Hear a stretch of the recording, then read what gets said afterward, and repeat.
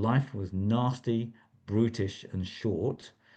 And if you life expectancy was 30 years, that meant as soon as as a young woman, as soon as you menstruated, you would have to start reproduction. Let's Right. say that happens at 14, you've got only got another 15, 16 years before you've got to Yeah. reproduce the And that generations, would which probably is be why marriage, helpful. which is why Yeah. children were married at age 12 and 14, because you wouldn't once a girl menstruated, she was no longer a child, she was a woman, she was of reproductive age and had to go and reproduce. And economically, of course, a woman's value in those days was Mm-hmm. only significant in as much as she could reproduce and how many children she could reproduce and how many boys she could reproduce, particularly. Right. And so that's why they were concerned to look in the hands of women to see how many babies they're going to make.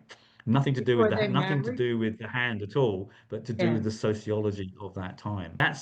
So that view that hand readings about that is literally 500 years out of date. And my book, The Palmistry of Fingerprint Patterns, is basically saying we need to update that viewpoint. We're Yeah. looking at it the wrong way. That's not relevant. We're not living in feudal Europe. We're not living under the yoke of Roman Catholic dispositions. We're not constrained by the economic conditions. We are more enlightened. We're more aware. We have more choices. We have more opportunity.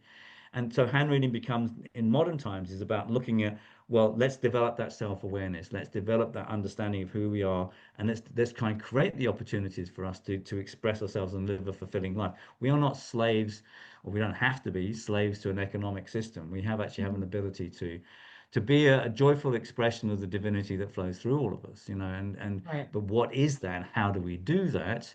Well, that's the question that I think hand reading can answer.